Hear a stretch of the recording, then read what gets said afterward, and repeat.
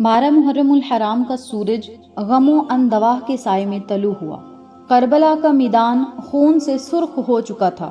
امام حسین علیہ السلام اور ان کے باوفا ساتھیوں کی قربانیاں تاریخ کا روشن باب بن چکی تھیں، مگر ظلم ابھی باقی تھا۔ اس دن آل رسول صلی اللہ علیہ وسلم کی پاکیزہ خواتین، جن کی سرپرست حضرت بی بی زینب سلام اللہ علیہ تھیں، یتیم بچوں اور بیمار امام زین العابدین علیہ السلام کے ساتھ قیدی بن کر کوفہ کی طرف روانہ کیے گئے۔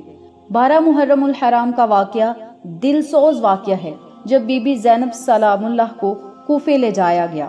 حضرت بی بی زینب سلام اللہ علیہ، جو کل تک اپنے بھائی کے خیمے میں ان کے سائے میں تھیں، اب زنجیر اور مظلومیت کی انتہا لیے ہوئے دشمنوں کے نیزوں کے سائے میں کوفے کی تنگ و تاریک گلیوں سے گزر رہی تھیں۔ ان کی زبان پر ایک ہی صدا تھی، یا حسین، ان ظالموں نے مجھے تیرے شہید ہونے کے بعد تیرے پیاروں کا چہلم بھی نہ کرنے دیا۔ حضرت امام حسین علیہ السلام کا جسم مبارک مختلف حصوں میں بڑھ چکا تھا۔ بی بی زینب سلام اللہ علیہ جب کربلا کے میدان سے کوفہ کی طرف جانے لگی تو آوازیں لگانے لگی، یا حسین، آپ کہاں ہیں؟ میرے بھائی، آپ کہاں ہیں؟ ان ظالموں نے تو مجھے آپ کا چہلم تک نہ کرنے دیا۔ پتھروں کے نیچے سے آواز آئی، اے زینب، میں یہاں ہوں۔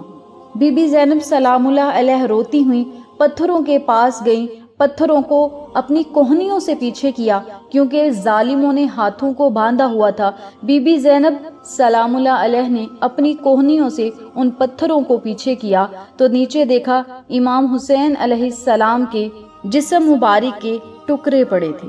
حضرت بی بی زینب سلام اللہ علیہ کی یہ فریاد صرف کربلا کی نہیں، ہر مظلوم کی آواز ہے۔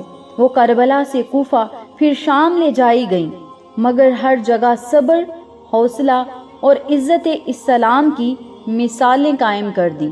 بی بی زینب سلام اللہ علیہ کو جب یزیدی لعنتی کے دربار میں لے جایا گیا تو یزید لوگوں سے کہنے لگا، اے لوگو، دیکھو، اللہ نے مجھے عزت دی اور نعوذ باللہ حسین کو شکست دی۔ جب یزید لعین نے یہ الفاظ اپنے منہ سے نکالے تو بی بی زینب سلام اللہ علیہ خاموش نہ رہیں۔ بی بی زینب سلام اللہ علیہ کھڑی ہوئیں اور قرآن پاک کی آیت تلاوت کی، وَتُعِزُّ مَن تَشَاءُ وَتُذِلُّ مَن تَشَاءُ۔ یہ آیت اللہ تعالیٰ کی قدرت، عزت اور ذلت کے فیصلوں کی مکمل جھلک پیش کرتی ہے۔ حضرت بی بی زینب سلام اللہ علیہ اور اہل بیت نے دنیا کی ظاہری ذلت کو گوارا کیا، مگر اللہ کے ہاں عظمت و عزت پا گئے۔ یوں ہی آیت ہمیں صبر، توکل اور عاجزی کا درس دیتی ہے۔ جناب زینب سلام اللہ علیہ نے جب یہ آیت مبارکہ تلاوت فرمائی، اللہ عزت والوں کو ہی عزت دیتا ہے اور تم جیسوں کو رب تعالیٰ ذلت دیتا ہے۔ آج تم کہہ رہے ہو کہ اللہ نے مجھے عزت دی ہے اور میں جیت گیا ہوں، یاد رکھنا لوگ قیامت تک تجھ پر لعنتیں بھیجیں گے اور میرے حسین کے لوگ جمعہ میں خطبے پڑھیں گے۔ بی بی زینب سلام اللہ علیہ نے جب یہ بات کہی، جب یہ صدا بی بی زینب سلام اللہ علیہ کے منہ مبارک سے نکلی، زبان مبارک سے نکلی، تو وہاں پہ ایک صحابی نبینا بیٹھے تھے۔ جب انہوں نے حضرت بی بی زینب سلام اللہ علیہ کی یہ آواز سنی، آواز میں اتنی گرج سنی، تو فرمانے لگے، کیا علی آ گئے ہیں؟ تو لوگ کہنے لگے، نہیں، علی نہیں آئے، علی کی بیٹی بی بی زینب سلام اللہ علیہ نے یزید کو جواب دیا۔ تو بی بی زینب سلام اللہ علیہ بھوکی، پیاسی اور ستائی ہوئی تھی، غموں کے پہاڑ ان پر ٹوٹے تھے، پھر بھی انہوں نے یزید کو دھڑلے اور صبر سے جواب دیا اور اتنی گرج سے جواب دیا کہ لوگ سمجھنے لگے کہ شاید علی آ گئے ہیں۔ رب تعالیٰ نے بی بی زینب سلام اللہ علیہ کو بڑا حوصلہ اور صبر دیا۔ بی بی زینب سلام اللہ علیہ نے بڑے حوصلے سے بڑے زیادہ ظلم برداشت کیے، ان کے اہل خانہ کی خواتین نے بڑی تکلیفیں برداشت کیں، لیکن آج جنت کے سردار بھی وہی ہیں۔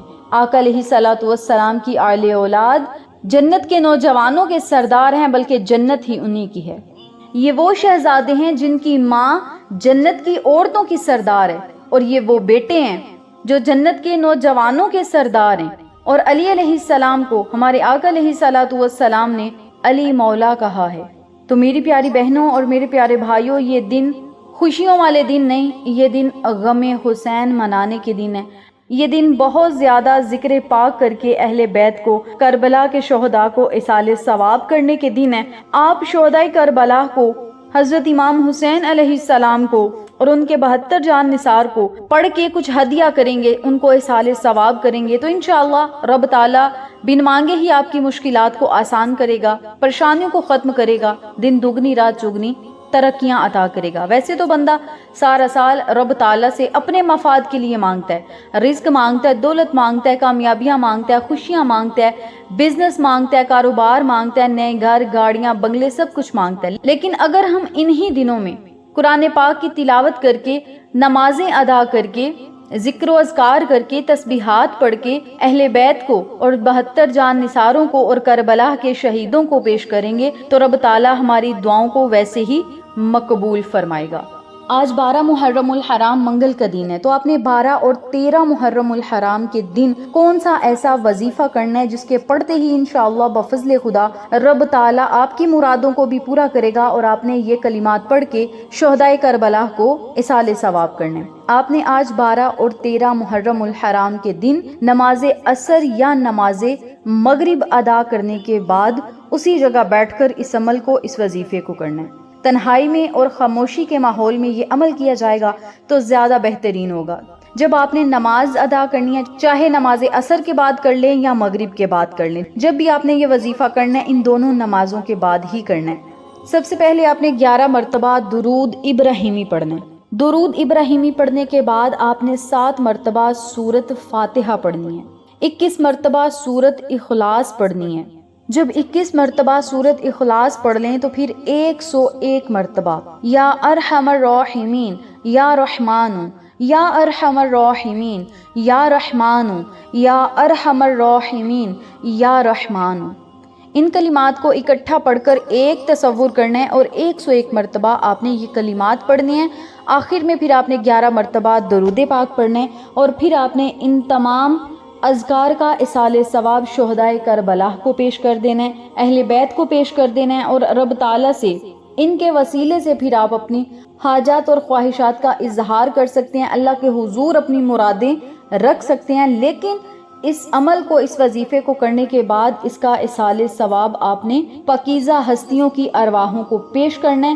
انشاءاللہ بفضل خدا اس عمل کے کرنے سے رب تعالیٰ آپ کو ثواب بھی عطا کرے گا، اور یہ دن ہمیں حضرت بی بی زینب سلام اللہ علیہ کی صبر، شجاعت اور حسین علیہ السلام کے مشن کو یاد دلانے کے لیے آتا ہے، اور ان دنوں میں جتنا زیادہ ہو سکے ان کو یاد کریں، ان کے لیے اصال ثواب کریں، اللہ کی راہ میں جتنا زیادہ ہو سکے خرچ کریں، ان کے صبر کو یاد کریں، عبادات کریں، نفل پڑھیں، ذکر و ذکار کر کے ان کے لیے ہدیہ ضرور کر دیں، ان کی ارواحوں کو ضرور پیش کریں۔ میری پیاری بہنوں اور میرے پیارے بھائیوں، یہ چھوٹے چھوٹے کام کرنے سے رب تعالیٰ ہماری تمام ضروریات کو پورا کرے گا۔ یہ چھوٹے چھوٹے کام کرنے سے اللہ تعالیٰ ہمارے ہر نیک اعمال میں کامیابیاں عطا کرے گا، نیک مقاصد ہمارے پورے ہوں گے، اور ہم رب تعالیٰ سے جو مانگتے جائیں گے انشاءاللہ وہ ہمارا مقدر بن جائے گا۔ اور یاد رکھیے گا، یہ ایسی تسبیح ہے، ایسے اذکار ہیں جن کو پڑھنے سے رب تعالیٰ آپ کی ہر تقدیر کو بدل دے گا۔